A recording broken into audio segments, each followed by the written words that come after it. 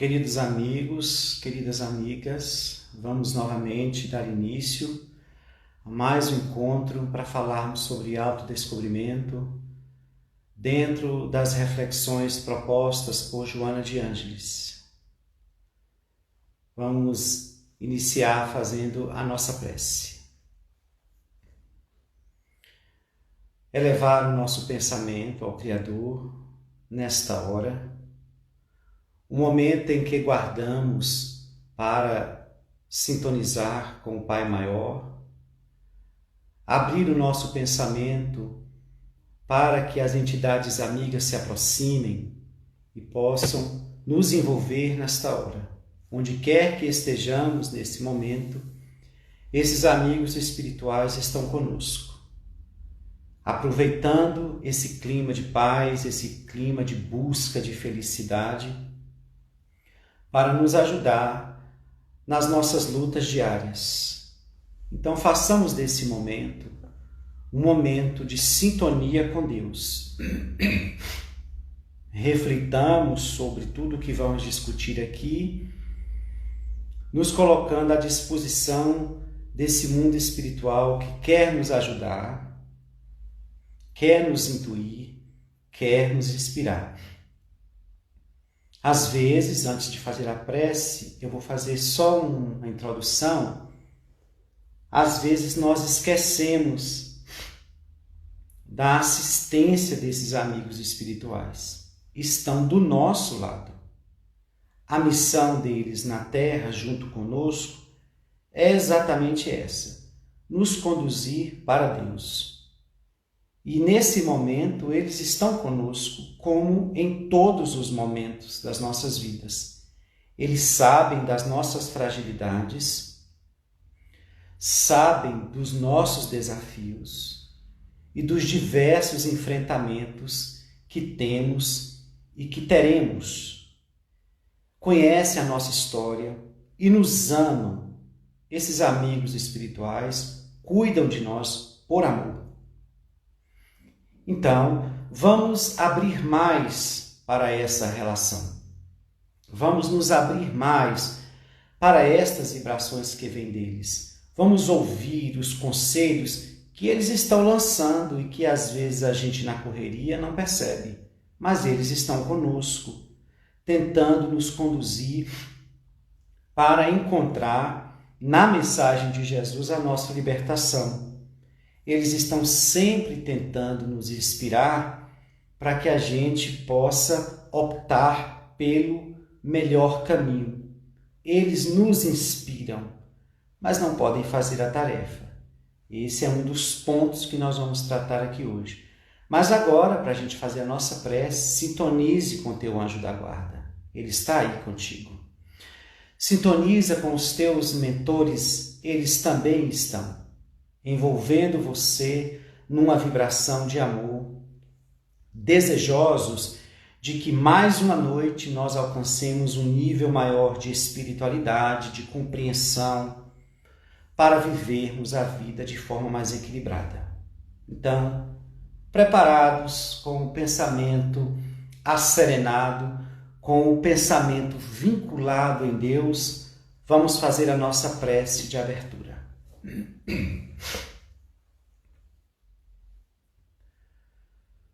Pai de infinita misericórdia, acolha-nos nesta hora. Estamos aqui nos reunindo, nos juntando para refletirmos sobre a mensagem que o Senhor nos enviou através de Jesus. Nossos dias têm sido difíceis, de muitas lutas e desafios. Mas, sabedores, nós somos de que o Senhor não nos abandona. Está sempre conosco, nos assistindo e investindo em nós. Vem, Senhor, alcança os nossos lares com tuas vibrações e faz com que Jesus venha pernoitar em nossas residências, nos envolvendo de paz, de harmonia.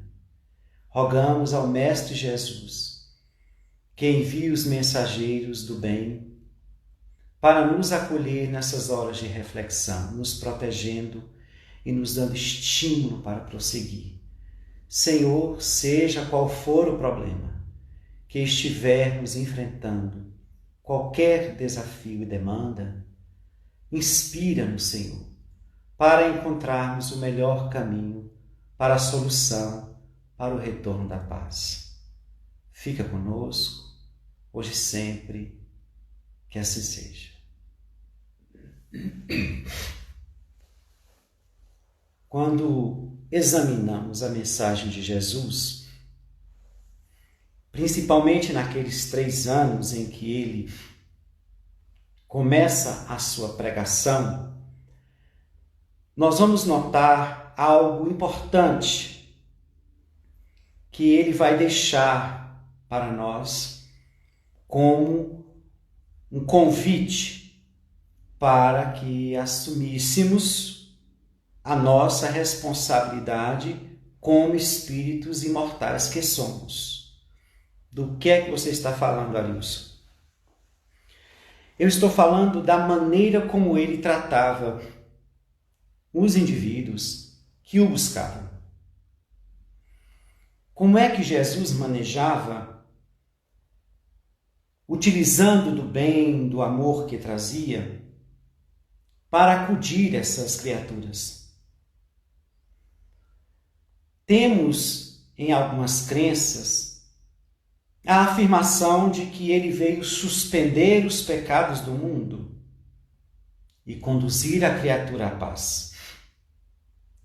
Que ele veio, sim, ele veio, mas para nos deixar um caminho de paz que alcançaríamos à medida que fôssemos seguindo. Entendemos que Jesus, ele não tinha como mesmo suspender os pecados do mundo, porque ele não tinha essa condição.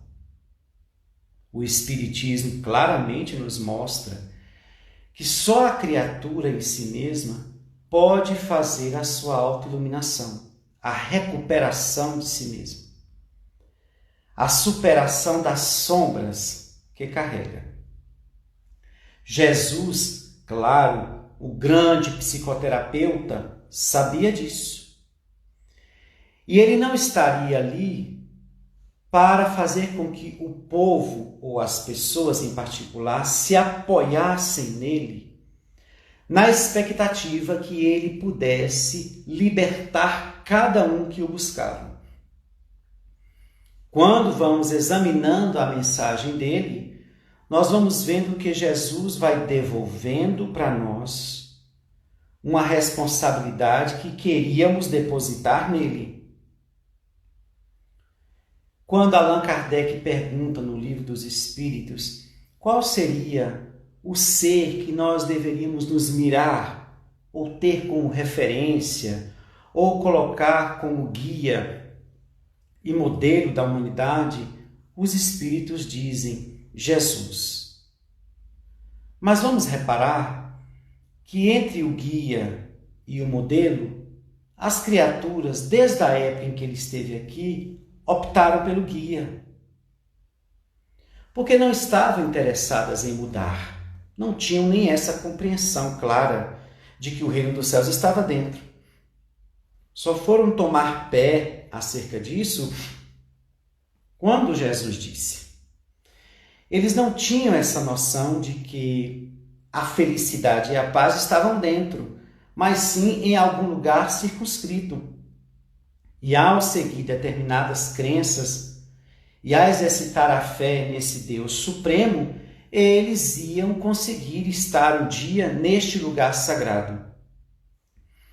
Mas na fala de Jesus, ele vai deixando claro que ele não viera fazer nenhum movimento interno na criatura, a não ser despertar, inquietar a criatura em si mesma. Ele não podia modificar as nossas defecções morais.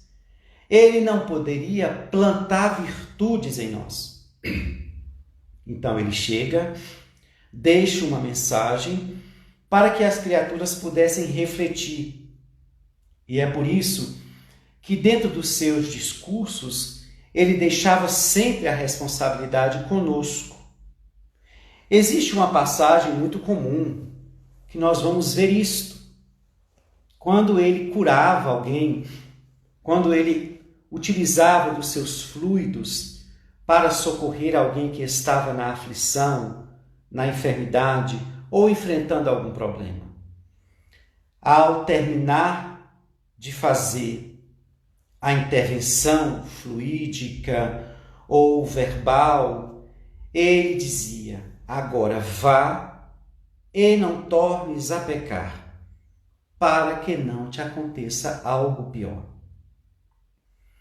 Nessa simples advertência, ele diz: entrego-te a responsabilidade pelo que te aconteceu e entrego-te a responsabilidade pelo que possa acontecer. Assim, ele vai fazendo com que a criatura comece a perceber que ele não viera salvar a ninguém. Ele viera dar um roteiro de salvação, que seria o Evangelho. Quando ele fala que somos deuses e que podemos fazer muito mais do que ele, o que é que Jesus queria dizer com isso? Queria tão somente ressaltar que tínhamos poderes? De maneira nenhuma. Ele estava dizendo que a criatura estava esperando nele aquilo que ela já trazia. E que se ela desse atenção, ela poderia fazer até mais do que ele. Era Jesus produzindo aí um desapego da criatura que sempre esteve em busca de um líder, de um guia, de um guru, daquele que pudesse dizer é por ali e ainda ensinar como a criatura deveria ir. Nessa dependência psicológica, a criatura estacionou muitas vezes. O ritmo de evolução dela diminuiu, posto que ela sempre ficava e fica em busca de alguém ou de alguma coisa que possa ajudá-la a sair desse lugar, que só depende dela. Daí se afastar. Então Jesus, na sua trajetória, ele vai dizendo que o mal não é o que vem de fora, mas é o que vem de dentro, é o que sai da boca. De que não adiantaria lavar o exterior do prato se o coração está cheio de iniquidade e rapina. Ele vai dizer que quem quisesse segui-lo, que carregasse a sua cruz e que esquecesse de si mesmo. Ele faz uma entrega. Ele entrega à criatura a própria vida da criatura. Ele entrega a administração da própria vida de cada um, para cada um. Só que as criaturas à época não tinham maturidade para entender isso. E foi por isso que quando ele desencarna no madeiro, muitos o abandonaram. Porque acharam que ele não teve força, ele não era o Messias de Deus que ia salvar. Não conseguiu nem se salvar. Como é que ele ia conseguir salvar a humanidade ou o povo de Deus que ali estava? E desanimaram. Mas aqueles que compreenderam a sua mensagem se prenderam ao que ele deixou e se transformaram. Então Jesus exercita o tempo todo da sua trajetória a liberdade de escolha, a administração de cada um na sua própria vida, com a sua própria vida. As decisões, ele fazia um convite, mas era só um convite. Então, ele apenas aguardava a escolha do indivíduo. Lembremos do jovem rico, que ele propõe a este jovem deixar tudo, vender tudo e segui-lo. E naquele momento em que o jovem, que era bastante rico, examina o convite, ele titubeia, desanima e dá passos para trás. Essa postura do jovem rico muitas vezes é nossa. Quando estamos diante dos desafios que a vida nos enfrenta, nos traz. Quando muitas vezes nós queremos que alguma coisa aconteça para que a situação mude, ou queremos que alguém faça alguma coisa. Mas existem situações que dependem de nós para que ocorra uma mudança. Quando o Espiritismo chega, o Espiritismo nos convida a uma realidade muito mais severa, porque já estávamos amadurecidos para perceber exatamente isso.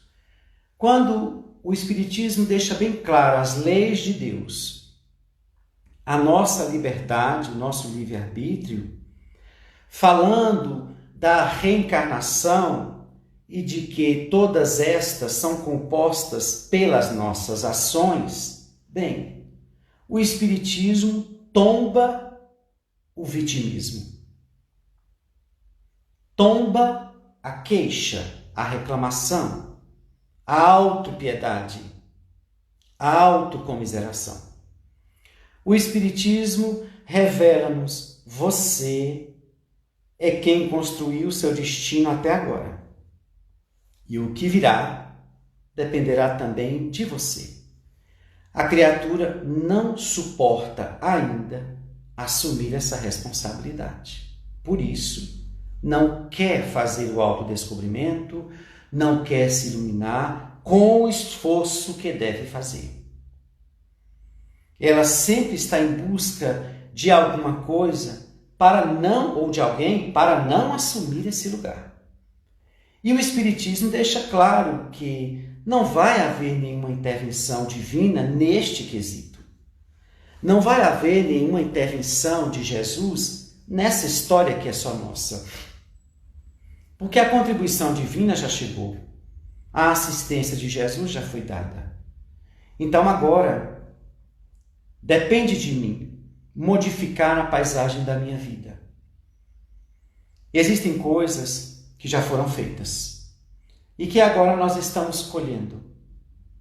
Existem coisas que ainda não foram feitas, mas que terão um resultado equivalente. Uma causa que ainda não foi feita, naturalmente, ela vai ter pela lei uma consequência, um efeito equivalente. Então é nessa hora que a gente entende que a lei de causa e efeito está a postos, aguardando as ações de cada um de nós, para produzir o bem, a felicidade e a paz, ou para estabelecer perturbação, desequilíbrio e sofrimento. Está em nossas mãos. Existe uma história muito simples que uma vez eu li e vou tentar resumi-la. Havia alguns discípulos que ficavam impressionados com o sábio. Para este sábio, sempre havia uma resposta. Sempre havia um retorno feliz, uma colocação feliz e acertada.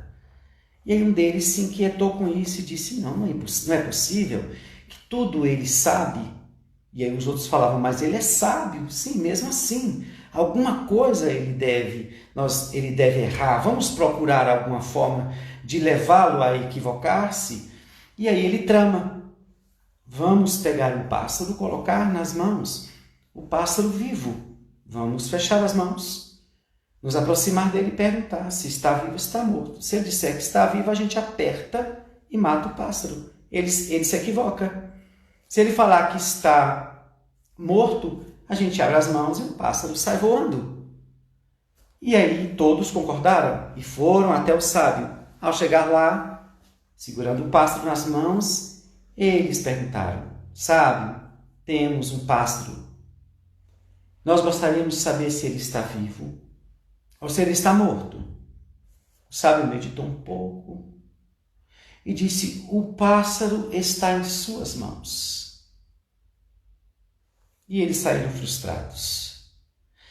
Então, parafraseando o sábio, a sua vida está em suas mãos. O quanto é difícil isso saber. Nós fomos, ao longo do processo evolutivo, nos envolvendo com esta necessidade psicológica de sermos ajudados. Nós nunca alcançamos uma liberdade plena ou um controle pleno sobre nós, porque ainda estamos num processo evolutivo que não nos leva a isso. O que Joana cataloga como ser consciente, aquele que toma conta de si, aquele que se ama e aquele que toma as rédeas da própria vida. Nós ainda não chegamos nesse patamar. Então nós fomos nos apegando a essas ajudas, a essas bengalas psicológicas, a essas pessoas que nós elegemos, ou crenças, ou doutrinas, que pudessem nos ajudar. E fomos nos apegando de que a ajuda sempre viria. Ou sempre deveríamos buscar alguém ou alguma coisa para nos acudir. Então nunca entramos nesse lugar de assumir a própria administração da nossa vida. Nunca assumimos esse lugar, mesmo porque ainda temos muitas fragilidades e precisamos sempre desses apoios, que se tornam ineficazes quando vamos evoluindo, porque a criatura precisa a cada passo ir assumindo o comando de si mesma e não se apoiando aqui e acolá. Mas ao longo da trajetória, algumas doutrinas religiosas, por exemplo, nos propuseram que, à medida que obedecesse os dogmas, as propostas, Deus nos abençoaria e nos enviaria várias graças e bênçãos. E nós, já bem apoiados nesse perfil psicológico de dependência, para nós isso foi um gozo. E aí mergulhamos em diversas crenças, na expectativa de que as coisas iam melhorar. E as coisas não melhoraram. E aí eis que chega o Espiritismo e tira-nos as bengalas, como a dizer, bem, sendo ciência que ela disse, não, ninguém pode lhe ajudar. Neste ponto, não. Neste ponto de felicidade e paz interior, onde a traça não consome, o ferrugem não destrói e a morte não carrega, não, esse lugar é só seu. Se reclamas de que a paz não chega, se queixa de que a felicidade não demora, isso é por tua conta. Quer pagar o preço de assumir a responsabilidade acerca da felicidade que não se tem, da paz que não construiu? Então assuma.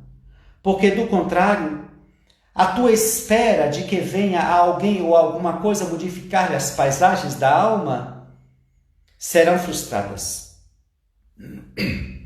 Esse é o momento em que nós vamos percebendo que realmente está em nossas mãos. Então, o que podemos já começar a fazer? O que podemos já começar a escolher? O que eu preciso? No que preciso tomar rédeas? No que preciso eu dar conta? Sem a espera, sem a dependência. Em que momento eu vou assumir que sou dono de mim mesmo? E que Deus nos deu exatamente isso para que não nos transformássemos ou para que nós não fôssemos robôs, sendo guiados pelo determinismo. Não, agora somos livres. E aí o Espiritismo vem dizer mais, olha, a você é o resultado hoje do que fizera da sua vida. Então o Espiritismo diz, olha, Deus, nem Jesus, nem os mensageiros espirituais, nem ninguém tem culpa ou responsabilidade sobre o que você fez da sua vida. Mas a minha vida está um caos, está cheia de desafios, debruça sobre ela, busca o Evangelho de Jesus como roteiro e se disponha a equacionar as problemáticas que produzira por inconsequência e invigilância, por optar por escolhas negativas, onde encontrara paixões, ilusões perdendo tempo quando deveria voltar o olhar para o caminho que lhe daria algo consistente, eterno. Este é o convite. Voltar para nós e examinar que, então, tudo isso foi eu que teci, fui eu que pintei na tela branca da minha vida? Sim. Emmanuel vai falar numa mensagem que ele psicografa por Chico Xavier, chamada Teu Livro. Cada reencarnação é um livro. Cada dia, uma página em branco, que podemos escrever o que bem quisermos. A nossa vida vai sendo construída através das nossas ações. Pensamentos, palavras e atos vão escrevendo o livro da nossa vida. E aí a proposta de Emmanuel é: escreva neste livro da tua vida com as tintas do amor, do bem, promovendo a paz junto a todos que estão ao teu redor. Porque este livro, em determinado momento, é resgatado pela morte e depois contabilizado pela consciência, para ver o que você escreveu. Se puder olhar um pouco atrás, já temos uma reencarnação aí, já um bom tempo vivendo-a. Vamos olhar para as páginas anteriores, o que está escrito. Se alguém lê esta página, se lhes tornam estímulos, leituras de paz, de coragem, de força, de superação, ou não. Então essa é a responsabilidade que Emmanuel nos convida. Eis a tua vida diante de ti. Me diga o que tens feito dela. Ou melhor, se diga o que tens feito da tua vida. Será mesmo que tudo tem que ser como está? Será mesmo que a minha vida tem que estar do jeito que está? Ou está faltando uma vontade firme, esta vontade que os espíritas dizem para nós que precisamos ter para vencer as dificuldades internas?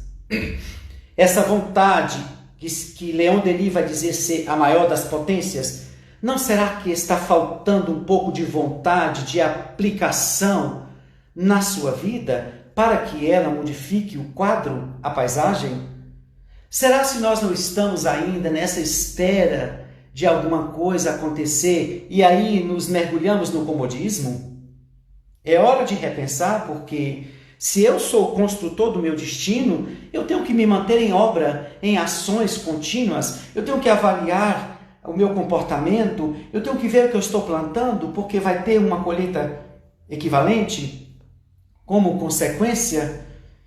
É esse envolvimento que nós precisamos ter conosco. Está em nossas mãos a construção do nosso futuro. O meu dia vai ser um dia de perturbação ou de paz, a depender da forma como eu conduzir. Porque ter paz não significa viver um dia sem problemas. Paz real é quando nós conquistamos um certo equilíbrio interior que nos dá condições de enfrentar as demandas, as procelas da vida. A paz não é um momento de pura serenidade e a ausência de dor. Não, estamos em um mundo de provas e expiações.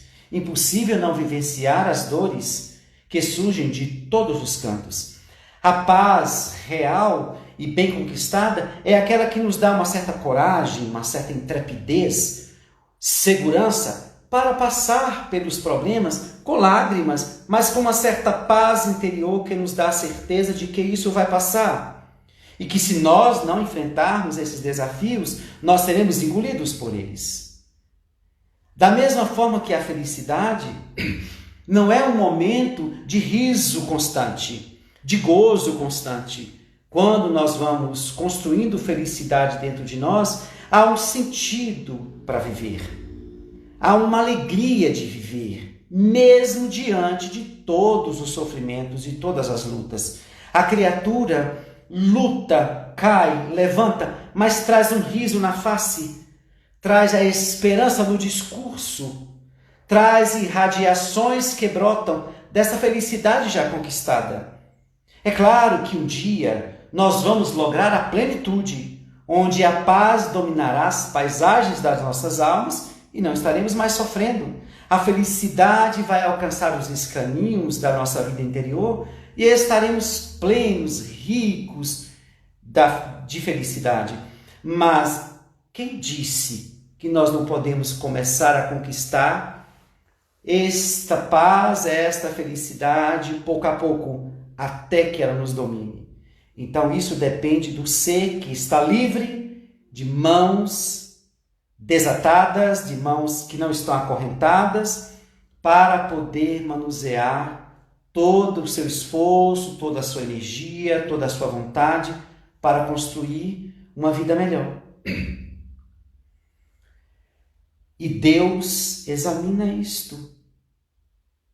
Deus anota e vê que há muitas almas, há muitas dentro do Espiritismo, por exemplo. E por que eu digo dentro do Espiritismo? Porque a doutrina espírita nos chama a um despertar de consciência, a soltar essas bengalas. Mas há pessoas que estão dentro do Espiritismo ainda buscando esses apoios de fora. Eu quero um passe. É muito bom tomar um passe. Mas você sabia que você pode produzir energias semelhantes a um passe que vem do outro? Se melhorar o padrão vibratório? O que pensa, o que fala e o que faz? Eu gostaria de participar de uma reunião mediúnica para me ver livre dos maus espíritos. Sabia que você pode também, mesmo sem participar de uma reunião mediúnica, se livrar dos maus espíritos? É só mudar o comportamento. É só tirar as imperfeições que os atraem. É só manter a mente vigilante e abrir o coração para o bem, para a caridade. A tua vibração modificar-se-á e os maus espíritos, pela lei de sintonia, não vão conseguir alcançar. Então, a criatura está apegada à ajuda que vem de fora, mas não se dispõe a fazer a parte que lhe diz respeito. Então, nós temos que estar no Espiritismo, utilizando do passe, utilizando das reuniões mediúnicas, contanto que nós estejamos implicados com esta mudança interior. Do contrário, nós ficaremos como um bando de dependentes, esperando as graças de Deus. E o Espiritismo convida-nos a sacudir a poeira do comodismo, levantar a mente para o alto, a fronte para a frente, e caminhar e construir o nosso destino. Porque muitos estão em busca das excessivas orações e fazem diversas orações num petitório constante, rogando bênçãos, quando ainda não quer pegar a charrua, entrar no terreno da própria vida e construir o que se deseja.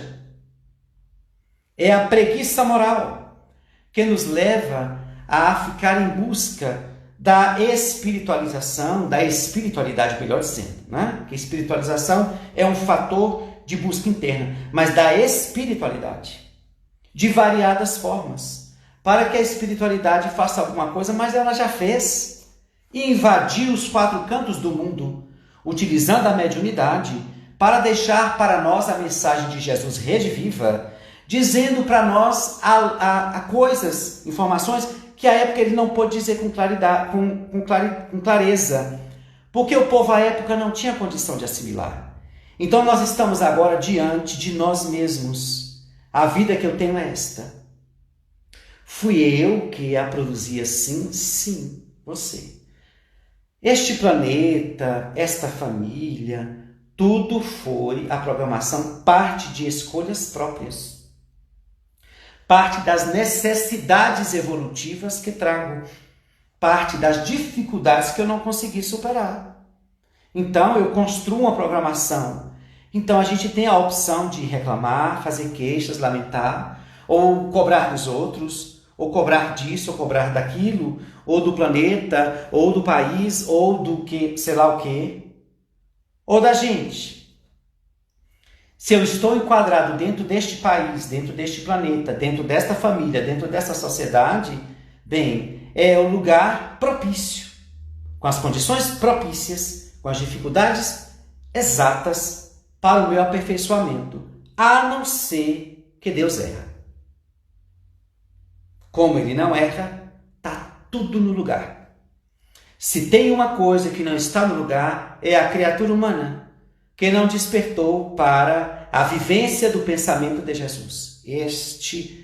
Esta é a nossa grande falta. Ainda o lemos, ainda o buscamos, ainda rogamos a Ele, estudamos Ele, pregamos Ele, mas nós ainda não o seguimos da forma que deveria. Não. É por isso que a terra está desse jeito. E nós estamos. Quando ele parte do madeiro, crucificado, ele parte para as alturas e crucificados ficamos todos nós, pela sombra que até hoje carcome as nossas estruturas morais, emocionais, psicológicas e espirituais. A criatura carrega uma cruz e diz que ela é pesada, mas nunca faz nada para retirá-la dos ombros, libertar-se deste peso que carrega de antanho. Peso este que foi forjado nos equívocos cometidos. Quando demos ouvido às sombras que nos dominaram o comportamento. Então agora é o momento de assumir as rédeas, assumir a nau, ir para frente e velejar neste oceano da vida a nossa existência. Examinando as escolhas, examinando as decisões com muita reflexão, com oração, pedindo inspiração. Por isso que eu digo que nós, espíritas, precisamos principalmente orar para Jesus, pedindo para que Ele nos desperte. Porque Ele já nos ofertou tudo. Ele desperte as nossas consciências para que a gente utilize o atributo da inteligência, desça o olhar para a problemática material que temos nesse planeta e partamos em busca com vontade firme para resolver. A vida fomos nós que compomos. Deus não tem nada a ver com isto, a não ser criar maneiras, métodos, situações, circunstâncias, reencarnações, para a criatura poder exercitar aquilo que precisa, exercitar a inteligência, exercitar a sua moralidade para construir o que ela deseja. Se é que ela quer felicidade e paz, então eis que Deus propiciou um planeta, eis que Deus nos ofertou a lei da reencarnação, a imortalidade, né? Somos indestrutíveis, a liberdade e a ação, e disse agora vá, conquiste o universo, a começar pelo universo interior. Depois deste, conquiste a família com as tuas atitudes melhores. Depois desta, conquiste a comunidade pela tua conduta, sendo reconhecido pelo bem que faz e pelo bem que carrega. Quer alcançar um pouco mais? Conquiste a humanidade inteira, deixando a tua cota de bem onde quer que você esteja. Contribua para este mundo. Vá galgando em direção à tua felicidade. Porque senão ficaremos perdendo tempo entre lamentação, queixas e choros, reclamações, protestos, revoltas. Quantas pessoas não perdem tempo revoltadas? Questionando a Deus isso e aquilo, questionando a vida. Não é? É hora de assumir a responsabilidade sem punição, sem culpa. Nós somos espíritos imaturos. Se nós nos equivocamos no passado, é porque não tínhamos conhecimento. Da mesma forma, hoje, quando nós nos equivocamos, é porque nós não temos uma maturidade do senso moral apresentada por Allan Kardec. Ainda não temos. mas é preciso trabalhar para se ter. É preciso exercitar a alma nos afazeres da vida comum e nos afazeres da vida interior para alcançarmos patamares maiores. E à medida que vamos evoluindo, nós vamos nos administrando melhor. O sofrimento diminui, as dores começam a desaparecer, os dramas existenciais começam a fenecer, e eis que o nível de paz vai se aumentando, o nível de felicidade vai se agigantando, e eis que nós percebemos que estamos construindo a própria paz. Agora precisamos pegar a charrua, que muitas vezes está encostada no canto da parede, enferrujada. E a gente olha para o terreno ressequido, já com erosão, e reclama de que este terreno não brota o lírio, não brota flores, não brota alimento. Mas como? A charrua está lá, parada. Ou seja, o nosso livre-arbítrio não está se movimentando para arar esse terreno que é a nossa vida. Então, Joana de Ângeles trata desse texto, fala de que a criatura precisa, com o alto amor, tomar posse. Tomar posse deste lugar. A sua vida é tua. Deus lhe deu, ela é tua. Ninguém toma, nem a morte. És imortal. Se aproprie dela, se cuide, avalie sua vida. O que podes mudar? O que não pode mudar? Tenhamos resignação. Mas o que pode mudar?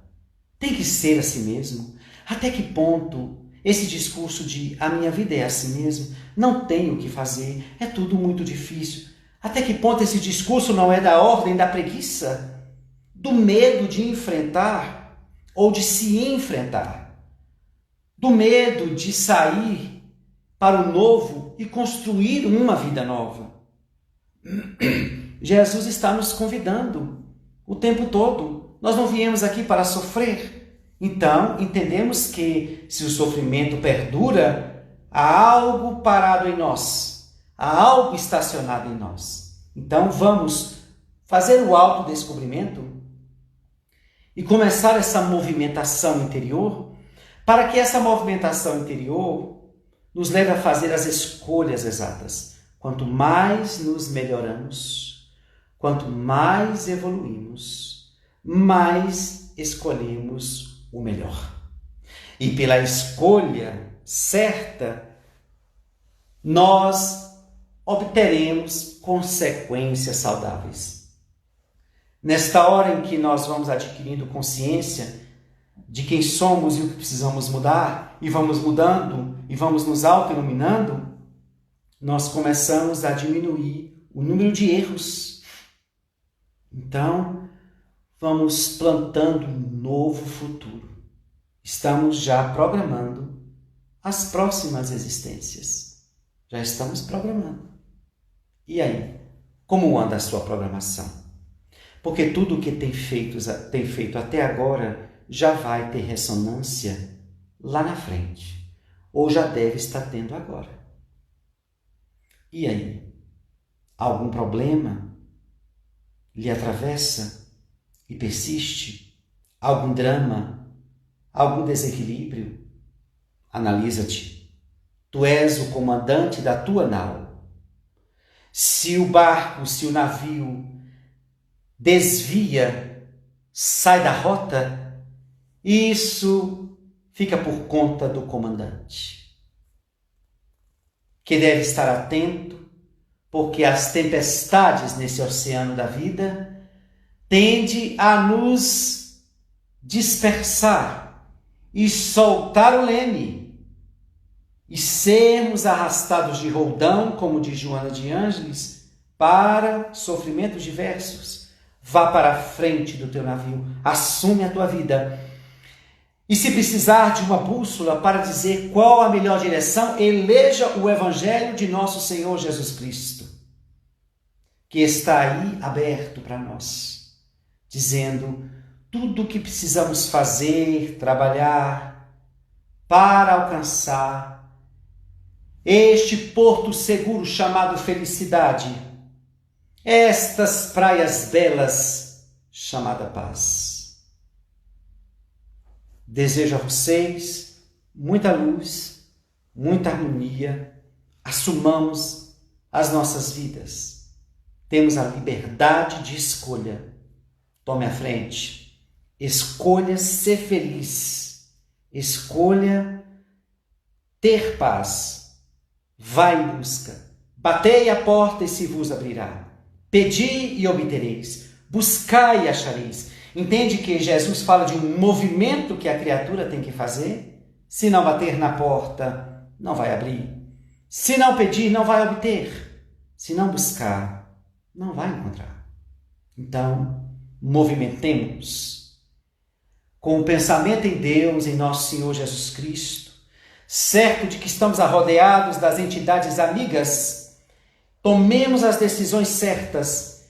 Se estivermos na dúvida, nos dilemas da vida, consultemos o Evangelho do Senhor e partamos intimorados para a frente, tomando o leme do nosso navio e seguindo em direção à plenitude. Agradeço a todos, muita paz. Deus nos abençoe, leve a paz para todos os ambientes, todas as famílias. Lembrando do canal, que caso alguém não tenha se inscrito, eu aguardo vocês lá para continuarmos compartilhando essas mensagens, essas reflexões. Que Deus nos abençoe. Muita paz.